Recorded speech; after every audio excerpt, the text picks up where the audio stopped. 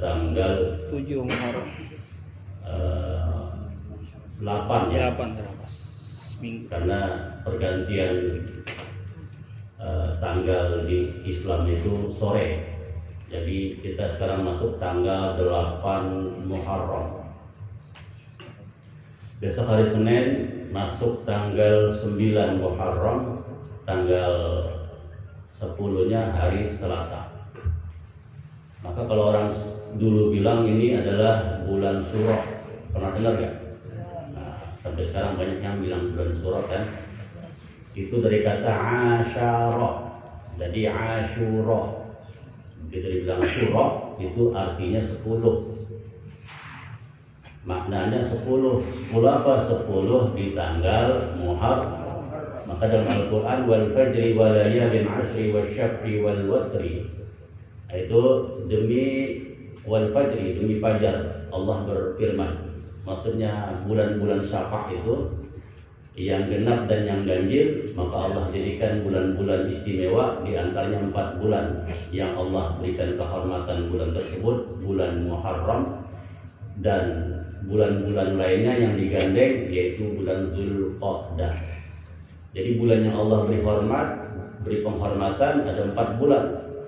Yang pertama bulan Zulqa'dah, kedua bulan Zulhijjah, ketiga bulan Muharram sekarang ini, yang keempat nanti bulan Rajab. Nah, ini bulan-bulan yang Allah beri keistimewaan. Bagi siapa yang beribadah di bulan yang tadi saya sebutkan, maka pahalanya Allah lipat gandakan. Tapi begitu juga bagi yang maksiat di bulan yang tadi saya sebutkan, dosanya pun juga dilipat gandakan. Jadi pahala dilipat gandakan, dosa pun dilipat gandakan. Nah, bulan Muharram ini ada amalan-amalan yang sangat istimewa. Di antaranya tanggal 10. Sebelum tanggal 10 ada tanggal 9, bahasanya Tasyu'a. Makanya Rasulullah begitu ketemu orang Yahudi, karena di Madinah itu ada penduduk Yahudi, Bani Quraidah, ada Bani Qainuqa, dan ada Bani Haibar. Nah, di sana orang Yahudi itu puasa setiap tanggal 10 Muharram. Ditanya sama Rasulullah, puasa apa kamu? Saya puasa tanggal 10 Muharram karena Nabi Musa Allah selamatkan dari kejaran Fir'aun. Kata Rasulullah, kami orang Islam lebih berhak atas itu. Makanya Allah perintahkan Nabi perintahkan ke kita untuk puasa di bulan Muharram, yaitu tanggal 9 dan tanggal 10. Jadi jangan tanggal 10 aja. Kalau tanggal 10 aja berarti nyamain dengan orang Yahudi. Atau tanggal 10 puasa, tanggal 11 puasa. Nah, jadi harus didobel 2, digandeng 9 Tasu'a, puasa Tasu'a, dan puasa Ashara 9 dan 10. Nah, keistimewaan bulan Muharram banyak, dan juga kejadian-kejadian besar di bulan Muharram juga banyak. Nah, ini keistimewaannya dulu. Orang yang di bulan Muharram, begitu tanggal 10 Muharram, dia mau berkunjung kepada orang yang sakit. Maka di kitab, kalau nggak salah kitabnya I'anatul Talibin, dijelaskan kalau orang berkunjung satu aja ke orang yang sakit pada tanggal 10 Muharram, itu disamakan pahalanya berkunjung kepada seluruh manusia yang ada di muka bumi ini. Besar kan? Nah, besok tanggal 10 siapa yang sakit? Nanti kita nengokin. Jadi supaya dapat fadilah, nengokin seluruh manusia yang ada di muka bumi ini. Kedua, kita dianjurkan ziarah ke orang-orang alim yang masih ada, guru-guru atau para wali-wali Allah. Nah, kalau kita berziarah, maka itu kata Rasulullah sama dengan berziarah ke orang alim seluruh yang ada di muka bumi ini. Nah, ini amalan-amalan yang boleh kita pilih. Silahkan berdua tuh. Nah, yang ketiga ini, siapa yang di tanggal 10 Muharram dia melakukan sholat sunnah 4 rakaat. Rakaat pertama dia baca Qul ya ayyuhal kafirun. Setelah itu rakaat keduanya dia baca Qulhu. Jadi setiap rakaat dia baca Qulhu 50 kali. Maka 4 rakaat berarti jumlahnya 200. maka sedang sholat di tanggal tersebut Allah ampunkan dosanya yang 1 tahun yang lalu, dosa-dosa kecilnya. Nah yang keempat, siapa yang memberi belanja lebih kepada istrinya. Nah ini yang punya bini ini enak nih, yang punya bini rasain dulu. Ini saya bicara dengan yang punya bini 1 ya, belum punya bini 2 ya. Siapa yang ngasih belanja ke istrinya, maka besok ngasih belanja di tanggal 9, tanggal 10, itu ngasihnya double. Yang tadi ngasih 500.000 setahun, ada? Ada. Itu nyeksa gini semua. Mati bisa dibeli. Lepas bini kurus kering. Tanggal 9, tanggal 10 dia ngasih uang ke istrinya lebih. Sumpama setiap hari ngasih 1 juta nih. Amin. Ya? Amin. Taikin 1,5 juta di tanggal 9 dan 10. Itu dalam kitab dijelaskan rezekinya 1 tahun Allah tanggung berlipat ganda. Amin. Kalau nggak percaya buktiin dah besok. Cuman harus niat. Ya Allah, pada bulan Asyura ini, pada bulan Muharram ini, tanggal 9 dan tanggal 10, aku niat mengasih uang belanja kepada istriku lebih ya Allah. Karena mengagungkan bulan Muharram ini ya Allah. Itu niatnya gitu, harus pakai nih. Iya. Kasih tuh tanggal 9 1,5 juta, Amin. tanggal 10 juta Amin. setengah, tanggal 11 bangkrut. Lebih lagi. Nah lebih indah, biasa ngasih ini berapa tanggal biasa nih, hari-hari biasa? Gopek tuh. Keren banget tuh bocah. Gopek. Nah, yang ngomong belum begini. Kalau ada Kasih tuh. Biasa ngasih berapa? Misalnya ngasih 50 lebihin. Yang tadinya ngasih 100 lebihin. Di tanggal 9 dan 10 niat ya Allah, aku niat mengasih uang belanja lebih ke istriku karena ingin memuliakan bulan Muharram. Itu dijamin sama Allah sampai Muharram akan datang dikasih nggak pernah kurang. Pasti. Amin. Niatin besok, yang penting ikhlas tulus karena Allah. Istilahnya sayang sama istri. Itu baru istri 1. Bagaimana istri 2? Dia ngasih kayak begitu. Masya Allah, Allah lipat gandakan. Maka beruntung yang bininya punya 2. Apalagi yang di? Tapi orang yang punya bini 2 harus ada syarat. Syaratnya pertama biasanya itu ada 4 kan. Yang pertama yang punya bini 2 biasanya raja. Raja bini lebih dari 1 boleh nggak? boleh. Wajar, karena dia raja. Yang kedua orang kaya raya. Orang kaya raya punya bini lebih dari 1 boleh nggak? Boleh. Nggak boleh, duitnya banyak. Yang ketiga orang alim, ulama, ya orang ada ilmunya. Begitu dia punya bini lebih dari 2, 3 boleh nggak? Boleh. Boleh, karena nanti akan dididik. Istri pertama dididik supaya selamat dunia akhirat, gitu. Bini kedua juga sama dididik supaya selamat dunia akhirat. Nah ini yang paling geblok ini, raja kagak, kaya kagak, alim kagak. Dia nambah lagi kawin. Berarti ini yang keempat orang gila ini. Ini banyak yang tersinggung, ya. Ini lagi banyak, supaya nggak stres. Tapi yang udah terlanjur, mah alhamdulillah. Alhamdulillah. Malah ada yang dipacarin tuh, sekarang belum dikawin-kawinin. Udah puyeng, kapan udah lamar sih. Kek. Nah, makanya besok amalin ya. Pilih tuh di antara tadi mau sholat boleh, mau ziarah boleh, ya. Mau ngasih uang belanja lebih silahkan. Yang penting niat ya Allah, aku niat ngasih uang belanja lebih ke istri untuk memuliakan bulan Muharram ini, tanggal 9, tanggal 10. Insya Allah dah, pasti Allah kasih mudah. Dipraktekin dah, ya. Insya Allah Allah limpahkan karunia milik rezeki pada kita semua.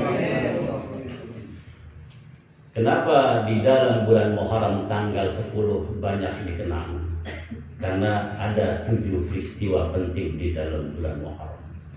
Yang ketujuh-tujuhnya ini adalah terjadi pada nabi-nabi terdahulu dan Allah tolong pada tanggal 10 Muharram. Maka disebut dengan Asyura. Maka orang sebut bilangnya surah.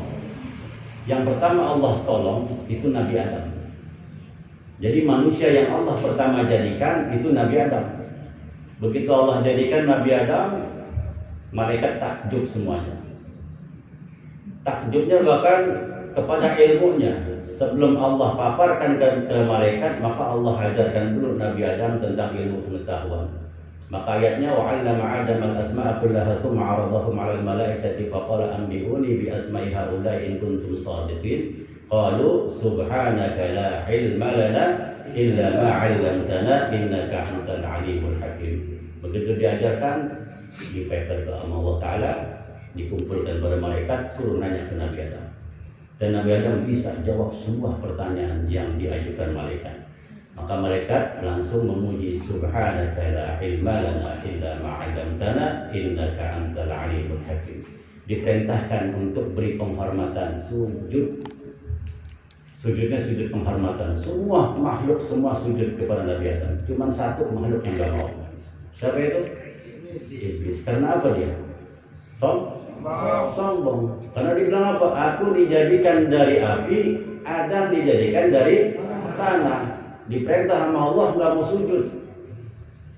Maka makhluk yang pertama yang diciptakan Allah yang paling sombong itu adalah iblis. Nah, kalau kita ikut-ikutan sombong berarti kita anak buahnya iblis. Tuh, ngaku kan? Nah, iblis saja gara-gara sombong dikeluarin dari surga. Kita sombong pengen masuk surga, malu kan? Nah, makanya jangan sombong, kita nggak boleh. Orang nggak punya apa-apaan sih. Nah, setelah itu Allah taruhlah Nabi Adam di surga. Begitu di surga sendirian Nabi Adam. Masuk di kamar sendirian pelangak-pelongo, keluar kamar sendirian pelangak-pelongo, duduk pelangak-pelongo sendirian, emang nggak punya bini. Orang nggak punya bini gitu, pelangak-pelongo, orang luar bisa. Saya orang luar gitu, apa aja lihat cicak kawin lihat. Lah iya, cicak kawin jangan kasih liuran. Nah, begitu pulang masuk nggak ada pendampingnya, Allah tahu, maka diciptakanlah sama Allah Ta'ala dari tulang rusuk Nabi Adam. Ini tulang rusuk kita nih yang nutupin jantung. Nah, dari situlah dijadikan orang perempuan. Maka dari tulang rusuk rata-rata bengkok. Nah, orang perempuan kadang-kadang bukan menggunakan akal pikirannya, tapi menggunakan perasaan. Tuh. Karena berapa banyak orang karena ngikutin perasaan perempuan bisa terjerumus. Nah, akhirnya Allah jadikan Siti Hawa. Begitu buka pintu kamar Nabi Adam melihat ada perempuan cakep banget, masya Allah, tergiur, mau main pegang aja dia. Ya, orang laki kan begitu, yang namanya buaya. Mau main pegang bayi ini perempuan, langsung Allah bilang bayar dulu maharnya, baru kau pegang. Nah, kalau bocah sekarang mahar belum, orang habis jembak sana, jembak sini. Ada pulak balik ke sekarang itu. Jangan dipegang, bayar dulu maharnya. Maka maharnya bocah asyhadu an la ilaha illallah wa asyhadu anna Muhammadar Rasulullah. Halal setelah itu. Coba tuh. Jadi bayar mahar dulu baru pegang. Orang mau dibanting duluan. Nah, begitu dijadiin, Allah bebaskan nih Nabi Adam dan Siti Hawa, dikasih fasilitas penuh full di dalam surga. Surga itu apa yang dikasih kenikmatannya buat Nabi Adam dan Siti Hawa? Semuanya seluruhnya boleh digunain, boleh dipakai, boleh dimakan. Cuman Allah bilang satu ya, jangan kau sentuh, la taqrabus syajarah. Jangan kau deketin ini pohon, deketin aja nggak boleh, apalagi metik, apalagi makan, jangan, kata Allah Ta'ala. Lihat ke manusia, udah dikasih fasilitas enak sama Allah, udah dikasih apa aja boleh dipakai, apa aja boleh dimakan. Allah timbang larang satu, jangan deketin ini pohon. Maka dari hasad, rasa syahwat, rasa nafsu, rasa serakah, dideketin juga tuh pohon. Maka pertama manusia yang buat serakah adalah Nabi Adam, turun ke kita. Makanya turun ke kita nggak pernah ada rasa syukurnya, kita kurang terus. Udah gaji sebulan 50 juta masih aja pengen 60. Kan harusnya bersyukur. Alhamdulillah. Itulah manusia. Maka manusia pertama yang nyontohin itu Nabi Adam. Allah bilang jangan deketin itu namanya pohon, tapi deketin juga. Lantaran apa? Godaan perempuan. Bang, itu bang enak bang. Nah, akhirnya tergoda. Akhirnya dipetik, dimakan. Allah murka di situ. Tiba metik buah kuldi dimakan, Allah murka. Langsung dipencet, dibuang sama Allah Ta'ala dari surga. Begitu dibuang sama Allah Ta'ala, Nabi Adam ditaruh di India, Siti Hawa ditaruh di mana? Apa? Nanggela. Ada apa? Pokoknya begitu dah mencari. Begitu ada di muka bumi, itu Nabi Adam saking malunya selama 100 tahun nggak pernah ngangkat kepala begini. Tiba gara-gara salah satu buat salah, Nabi Adam nggak mengangkat kepala begini. Jadi bang makan buah kuldi doang. Kalau kita bangun tidur, mau tidur, bangun tidur lagi, mau bangun lagi, dosa mulu kita buat. Tapi jalan dengan begini. Nabi Adam tiba gara-gara satu aja tuh, nunduk palanya. Baca apa? Rabbana zalamna anfusana wa illam taghfir lana wa tarhamna lanakunanna minal khasirin. Itu Nabi Adam baca begitu. Selama 100 tahun kepalanya nggak diangkat, begitu terus istighfar. Begitu sampai klimaksnya di 100 tahun diterima sama Allah, itu pun di tanah suci. Begitu di tanah suci diterima istighfarnya Nabi Adam di tanggal 10 Muharram. Coba tuh. Maka Nabi Adam langsung berucap di dalam kitab itu ada, beruntung umatnya Nabi Muhammad daripada aku, kata Nabi Adam. Aku buat dosa 1 kali, buat salah 1 kali, aku tobat diterimanya di tanah suci. Tapi umatnya Nabi Muhammad buat dosa setiap hari, nggak siang nggak malam. Tapi dia kalau bertobat di mana tempat diterima sama Allah. Tuh, coba kalau kita tobat kita diterima di tanah suci, pada jual tanah kita. Kalau ada yang dijual, tinggal kamar sama sumur doang. Apa yang mau dijual? Coba, maka bersyukur jadi umatnya Nabi Muhammad. Maka Nabi Adam bilang, beruntung umatnya Nabi Muhammad. Dia buat dosa tiap hari, tiap malam. Dia bertobat di mana tempat diampuni oleh Allah. Tapi aku harus di tanah suci. Yang pertama. Yang kedua, kata Nabi Adam, beruntung umatnya Nabi Muhammad. Ketika berbuat salah dan dosa, begitu pulang ke rumah istrinya masih tetap ada. Ada nggak? Begitu kita pulang ke rumah, assalamualaikum, bini kita bukain pintu, masih ada. Kata Nabi Adam, aku gara-gara makan 1 buah kuldi buat salah sama Allah, dipencarin sama istri, pisah sama istri, dibuang dari surga, jatuh ke bumi. Nabi Adam di India, Siti Hawa di Jazirah Arab. Coba kata Nabi Adam, umatnya Nabi Muhammad, kalau dia buat dosa di luar, begitu pulang istrinya hilang, bingung nggak? Begitu pulang istri kita masih ada, tuh alhamdulillah, malah nambah lagi, gurih gitu mah, bukan hilang double. Tuh kata Nabi Adam tuh, 2 tuh keistimewaan. Yang ketiga kata Nabi Adam, di saat aku melanggar perintah Allah, di saat aku berbuat maksiat kepada Allah dengan makan buah kuldi, aku pakai pakaian, kata Nabi Adam. Begitu aku langgar, langsung pakaianku terlepas, telanjang bulat. Nabi Adam telanjang bulat, istri yang bulat, dipencarin, dibuang ke bumi. Tapi umatnya Nabi Muhammad begitu buat maksiat telanjang, begitu keluar dari tempat maksiat telanjang, keluar pakai baju. Bener gak? Coba tuh kalau telanjang juga, orang gila itu bocah. Nah makanya diselamatkan tuh Allah Ta'ala Nabi Adam di tanggal 10 Muharram. Ini masih semangat gak? Kalau dilanjutin sampai setengah 4 nih. Gak apa? Ya. Nabi yang kedua yang Allah selamatkan, pertama Nabi Adam, kedua Nabi Nuh.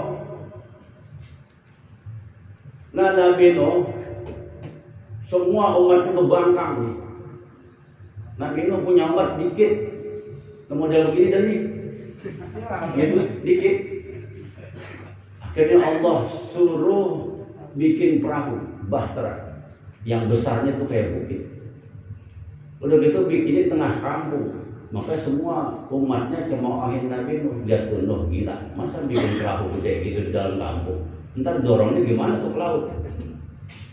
Wah, dicaci maki, direndahkan, dihinakan. Nabi Nuh nggak tahu itu buat apa. Yang penting jalanin perintah Allah. Maka orang yang jalanin perintah Allah pokoknya selamat dah. Gak pakai nanya ntar jadi apa, jalanin aja. Yang penting tujuannya ngabdi ke Allah Subhanahu wa Ta'ala. Dibuatlah tuh perahu bahtera. Di saat udah selesai, Nabi Nuh suruh naik.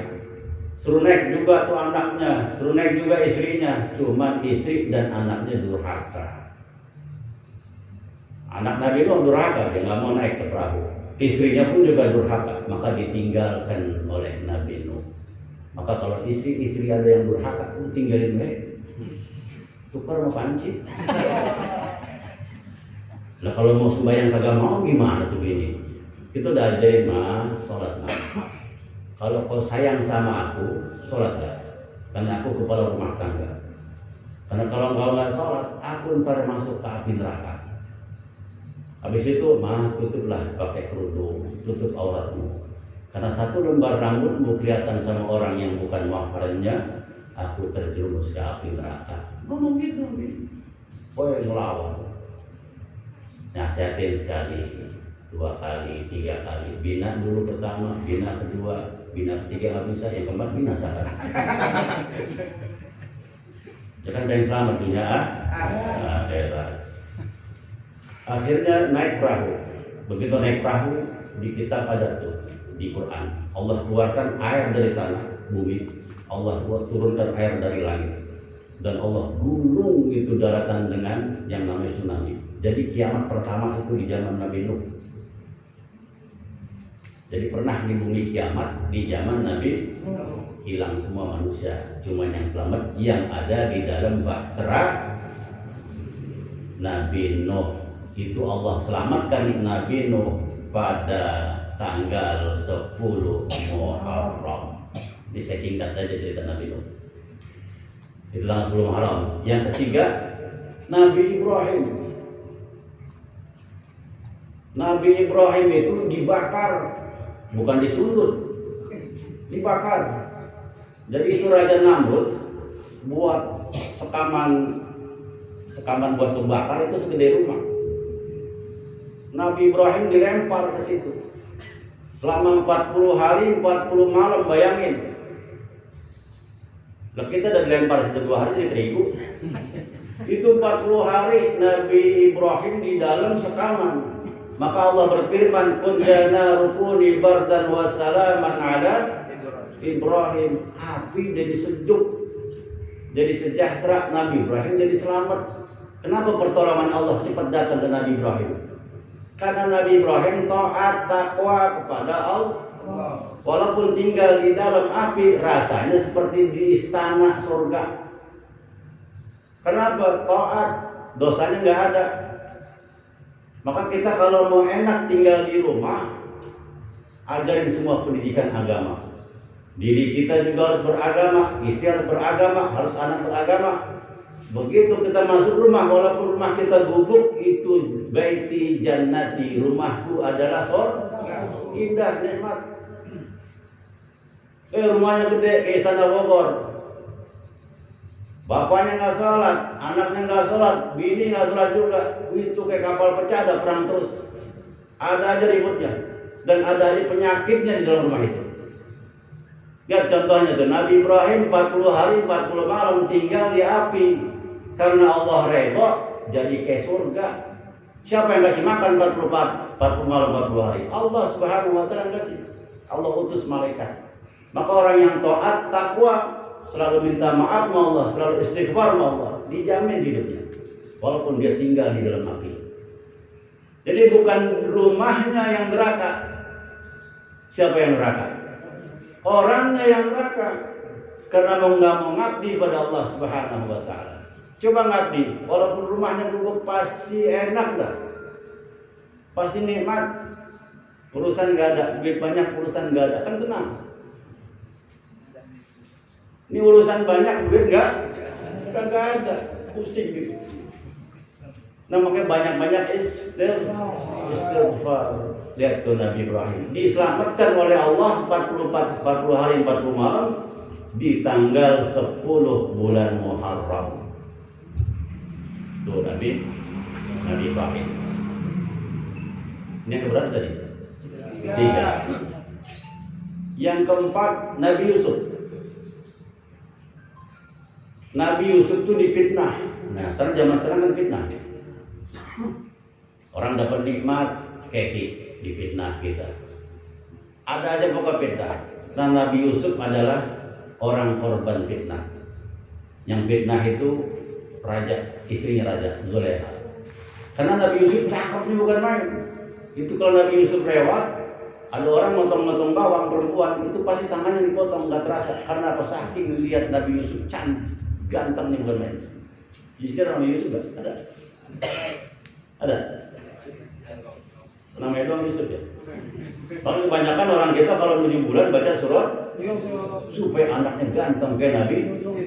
Lah salah, lah bapak yang buruk main buruk masuk mau keluar Nabi Yusuf. Maksudnya supaya sifat ini anak nanti begitu lahir kayak Nabi Yusuf. Ngeliat perempuan nggak nafsu baik maksudnya. Kan Nabi Yusuf udah ngeliat Siti Zulekha, jadi Siti Zulekha udah telanjang, Nabi Yusuf gak kegoda. Gitu. Itulah karena ada imannya. Ya, coba kita ada perempuan telanjang dah. Saya ikut joget kita. Ikut joget. Nabi Yusuf nggak berpaling dia. Begitu berpaling difitnah. Katanya diperkosa sama Yusuf. Nah disidang lah. Ditangkap Nabi Yusuf. Hari 10 dibebaskan Allah Ta'ala. Karena bisa membuktikan bahwa Nabi Yusuf tidak salah difitnah. Itu pun pada tanggal 10 Muharram. Itu yang keempat ya. Yang keempat ya. Yang kelima Nabi Yunus. Tahu Nabi Yunus ya? Nabi Yunus dimakan sama ikan hiu, ikan paus, gitu ya. Lantaran apa dia dimakan sama ikan? Lantaran hatinya gerendengan terus. Maka orang kalau yang hati gerendengan pasti masalahnya udah beres-beres. Begitu keluar dari mulut buaya, masuk lagi mulut tokek. Kebalik ya? Kecilan. Orang kalau yang gerendengan terus pasti ada masalahnya ada terus. Nabi Yunus gerendengan karena umatnya susah dikasih taunya. Akhirnya naiklah perahu. Begitu naik perahu gerendengan terus. Maka orang yang suka gerendengan tuh orang namanya kufur nikmat. Tapi kalau ini kan nggak ada gerendengan semua. Karena orang gerendengan pasti mukanya tua-tua. Ini kan muda semua. Berarti nggak ada gerendengan. Apa ciri orang suka gerendengan, ngeluh, wajahnya isut beda. Maka kalau orang sini ceria ada, pasti wajahnya berseri. Nah Nabi Yunus ini gerendengan. Ini Nabi aja berdilempar. Ini Nabi gerendengan. Dan kita bukan Nabi. Nabi Yunus naik perahu. Itu perahu nggak mau jalan-jalan di tengah laut. Diperiksa sama kru-krunya, nggak ada kerusakan. Cuma di atas perahu itu ada orang yang ahli. Kata orang yang ahli ini bukan kerusakan sebab perahu ini. Ada satu orang. Solusinya gimana? Buang ke laut.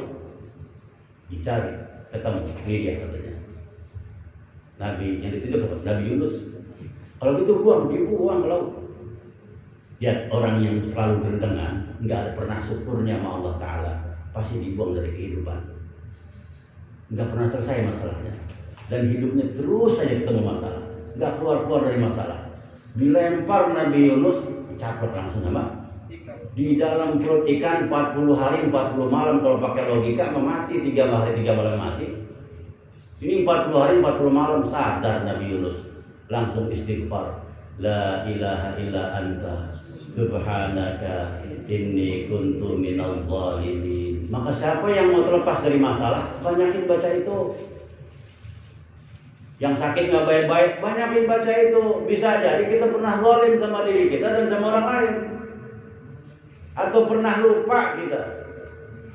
Banyakin dulu la ilaha illa anta subhanaka inni kuntu minadh dhalimin. Nyari rezeki susah, banyakin baca itu. Insya Allah Allah keluarkan dari masalah. Begitu dibaca la ilaha illa anta subhanaka inni kuntu minadh dhalimin 40 hari 40 malam, lihat di dalam perut ikan gelap. Itu dengan makna berarti orang itu dirundung masalah gelap. Orang kalau dari masalah penuh kan otak mumet, jalan buntu, ke kanan mentok, ke kiri mentok, belakang mentok, depan mentok. Itu masalah udah mumet. Maka perbanyaklah la ilaha illa anta subhanaka inni kuntu minadh dhalimin. Nabi Yunus baca. Begitu 40 hari 40 malam ikan minggir ke pantai dilepehin. Itu pada tanggal 10 Muharram. Tuh lihat tuh. Tapi ini yang hadir nggak ada masalah sih, kayak senang semua. Karena rajin baca la ilaha illa anta subhanaka ini untuk aku baru tahu di mana. Yang mana ceritanya. Nah yang keenam ya. Yang keenam Nabi Ayub. Nabi Ayub ini kalau dalam pelajaran kita tahu yang Nabi yang paling miskin Nabi Padahal Nabi Ayub Nabi kaya. Nabi kaya, orang bujaknya aja pembantunya sampai 1000 Nabi Ayub. Karena apa? Buat ngurusin harta bendanya. Istrinya banyak. Nabi gitu ya. Banyak ini enggak gitu. Nabi. Anaknya juga banyak. Ada 12, ganteng-ganteng semua ya anak Nabi. Harta juga berlimpah. Cuma Nabi Ayub ini enggak pernah putus ibadah. Selalu mulut berzikir terus, ibadah terus, zikir terus. Tidak peduli untuk hartanya, enggak peduli anaknya. Sampai ibadahnya dipuji oleh malaikat. Begitu dipuji oleh malaikat, malaikat nyanjung ibadahnya karena luar biasa. Dan Nabi Ayub dermawannya paling top, nggak boleh dengar orang susah di kampung. Kalau kita kan dengar tetangga susah jadi senang kita. Kalau kita teman senang ikut senang, teman susah kita tambah senang. Kalau kita itu mah gitu ya. Nah Nabi Ayub ini nggak boleh orang susah, dibantu semua di situ. Soalnya semua ibadahnya malaikat takjub sampai kedengaran ke telinganya iblis. Iblis kecil lah, karena Nabi Ayub dipuji-puji di langit. Tuh, karena Nabi Ayub dapat kenikmatan dipuji-puji di langit. Iblis iri. Makanya orang yang suka iri sama kebahagiaan orang itu adalah iblis. Karena iblis yang ngasih contoh. Minta lapor ke Allah. Ya Allah, bolehkah saya ngajukan pertanyaan? Kata Allah, silakan. Ini Ayub ibadah karena dia kaya ya Allah. Coba dah ambil hartanya, uji. Pasti dia nggak bakal ibadah. Kata Allah, ya udah silakan uji. Begitu dapat mandat, dapat kuasa, diuji sama iblis. Nabi Ayub dibakar semua harta, semua ternaknya, apa aja usahanya hancur semua, dibakar. Nabi beribadah, datang berita, ya Nabi Allah, hartamu habis semua, nggak ada satupun yang sisa, habis ludes dimakan Nabi. Apa jawab Nabi Ayub? Alhamdulillah, alhamdulillah, alhamdulillah. Lah kita hilang 1000 udah rame, 1000 hilang rame. Ambo biri gomelin. Ini kelewatan nih laki. Itu Nabi alhamdulillah, alhamdulillah. Balik lagi ke Allah. Ya Allah, kalau sirat mah ayo masih ibadah, dia lantaran ada anak-anaknya ya Allah.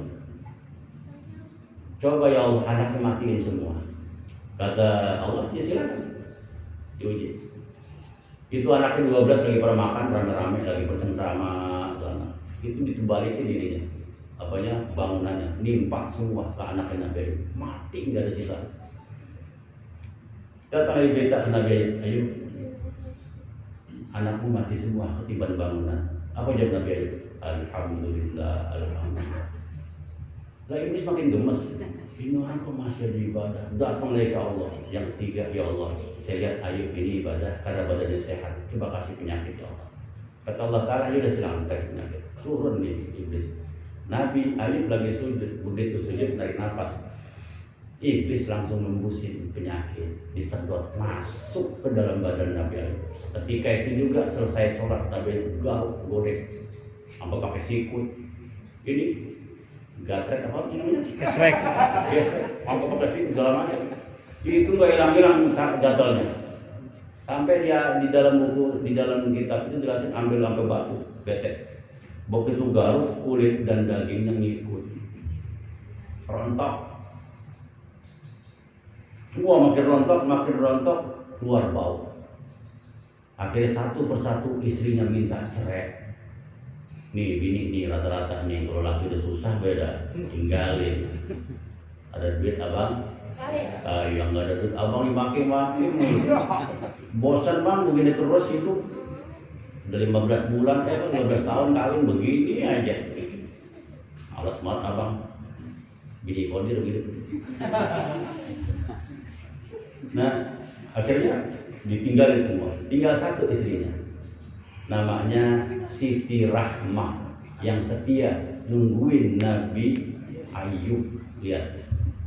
Maka kalau nyari bini nama Rahmah dah. Cari dah. Ada nggak yang nama Rahmah? Itu lihat tuh. Dia sayang banget sama Nabi Ayub, baik suka maupun duka. Di saat Nabi Ayub senang ada, susah ada.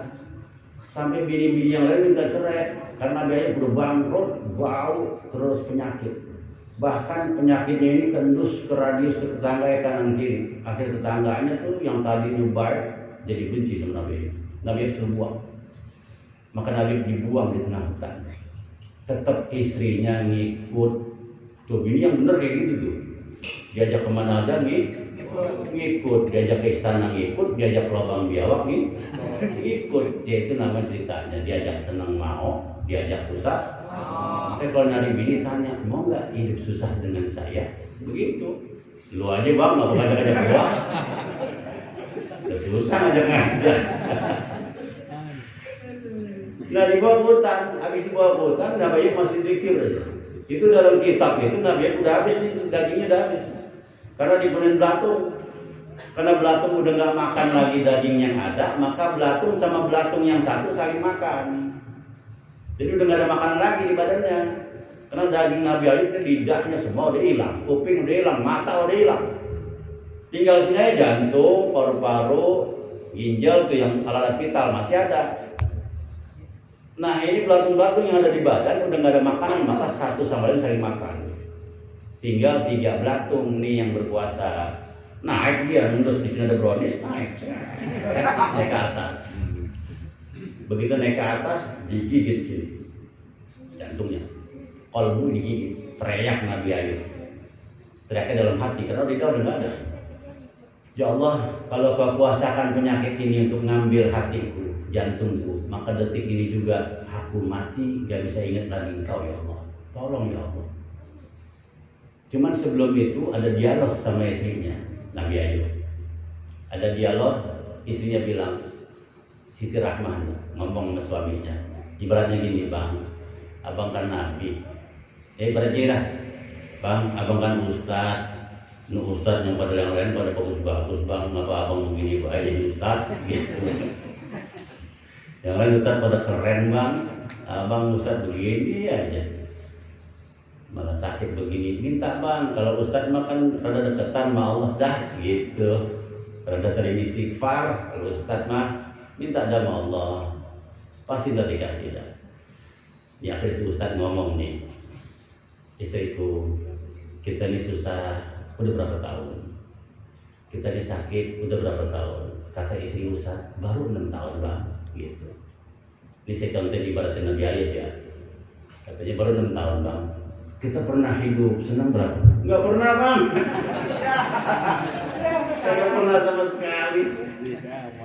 Karena dia ditanya, kamu hidup senang berapa lama sama aku? Kata Nabi istrinya, selama 26 tahun kita bahagia bang. Hidup kita kaya, serba cukup, serba enak, sehat walafiat. Terus sakitku berapa tahun? Baru 6 tahun. Malu saya minta sama Allah.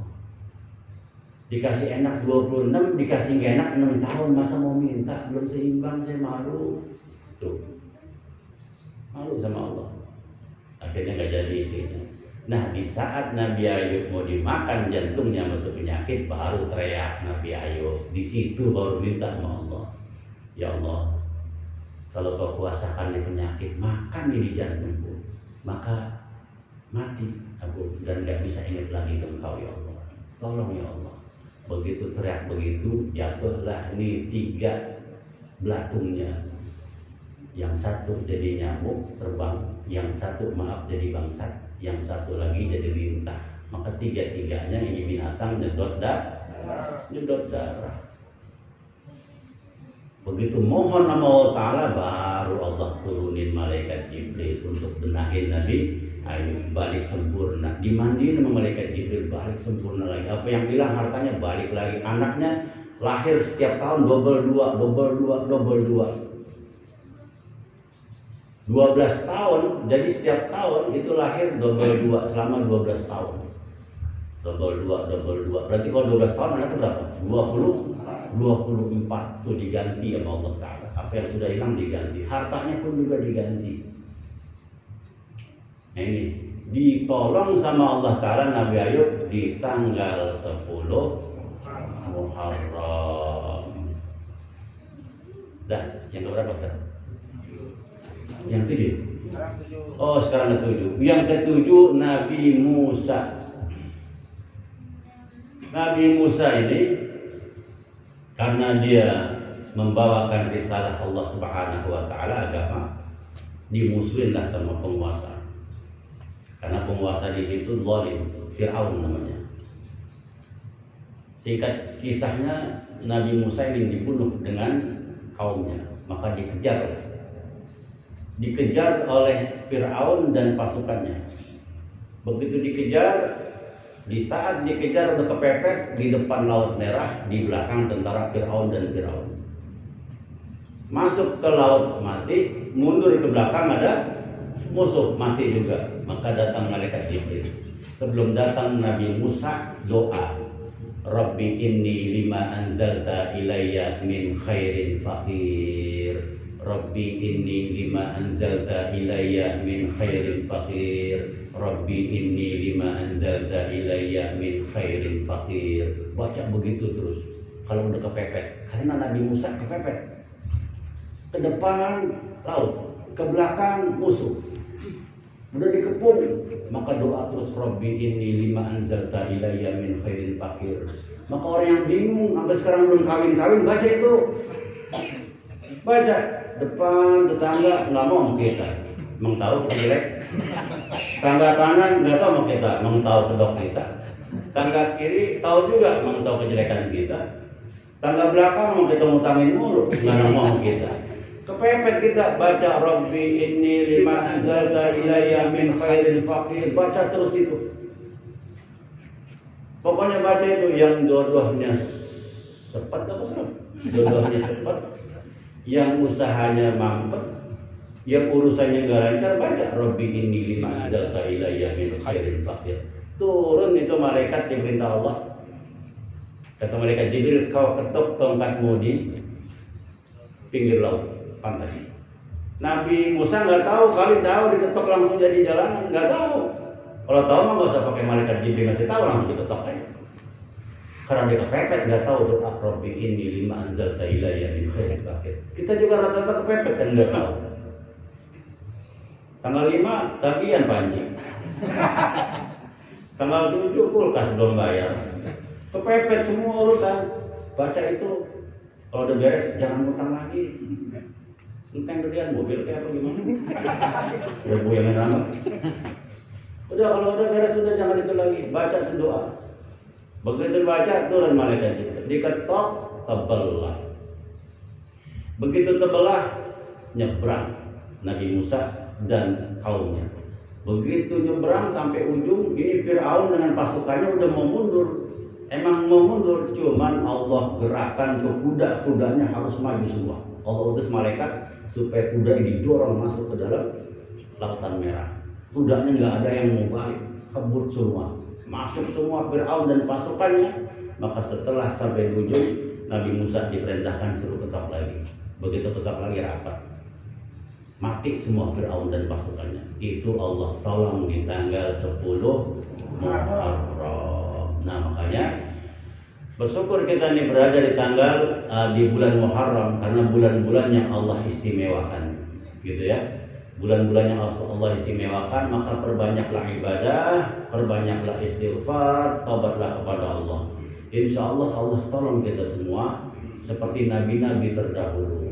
Ingat besok tanggal 9 kasih belanja rada gedean ini, gitu ya. Ingat ntar tanggal 10 juga rada gedean ke bini. Yang belum punya bini jangan kasih bini orang. Kalau belum punya bini udah kawin apa? Kawin. Nah, kalau kawin bawa roti buaya apa roti apa ya? Binyawa. Saya dulu nikah juga sama bawa roti buaya karena itu filosofi.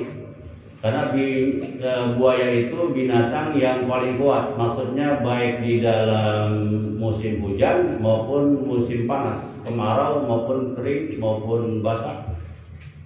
Binatang yang tangguh.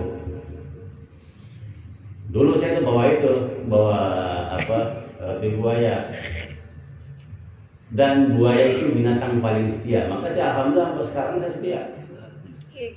Karena apa? Masih dalam air. Coba kalau buaya naik ke darat, terlupa. Maka kalau begitu mau nongol saya ini di air, tetap begini saya. Sampai sekarang saya belum pernah naik darat ya. Masih di air terus. Kalau naik ke darat bahaya juga nih. Nah, ada ya amalin itu ya. Mudah-mudahan bisa kita amalkan semua. Kita bisa sehat walafiat, panjang umur, semua keluarga kita semua sakinah, mawaddah, warahmah. Semua semoga hajat kita dikabulkan Allah Subhanahu wa taala. Ala hadhihi ya wa kulli niyatin salihah wa ila hadratin Nabi al-Fatihah. A'udzubillahi minasyaitonir rajim. Bismillahirrahmanirrahim. Alhamdulillahirabbil alamin. إياك نعبد وإياك نستعين اهدنا الصراط المستقيم صراط الذين أنعمت عليهم غير المغضوب عليهم. اللهم نسألك بحق سورة الفاتحة المعظمة والسبع المثاني والقرآن العظيم أن تفتح لنا بكل خير وأن تتفضل علينا بكل خير وأن تجعلنا من أهل الخير وأن تعاملنا معاملتك لأهل الخير وأن تحفظنا بأدياننا وأنفسنا وأولادنا وأهلنا وأصحابنا وأحبابنا من كل محنة وبؤس وفتنة وضير إنك ولي كل خير ومتقبل بكل خير ومعطي كل خير برحمتك يا أرحم الراحمين. اللهم مغفرتك أوسع من ذنوبنا ورحمتك أرضى عندنا من أعمالنا. اللهم مغفرتك أوسع من ذنوبنا ورحمتك أرضى عندنا من أعمالنا. اللهم مغفرتك أوسع من ذنوبنا ورحمتك أرضى عندنا من أعمالنا يا أول الأولين يا آخر الآخرين يا ذا القوة المتين يا راحم المساكين يا أرحم الراحمين يا أول الأولين يا آخر الآخرين يا ذا القوة المتين يا راحم المساكين يا أرحم الراحمين يا أول الأولين يا آخر الآخرين يا ذا القوة المتين يا راحم المساكين يا أرحم الراحمين. ربنا تقبل منا إنك أنت السميع العليم وتب علينا إنك أنت التواب الرحيم. ربنا آتنا في الدنيا حسنة وفي الآخرة حسنة وقنا عذاب النار وأدخلنا الجنة مع الأبرار يا عزيز يا غفار يا رب العالمين. وصلى الله على سيدنا محمد وآله وصحبه وسلم والحمد لله رب العالمين.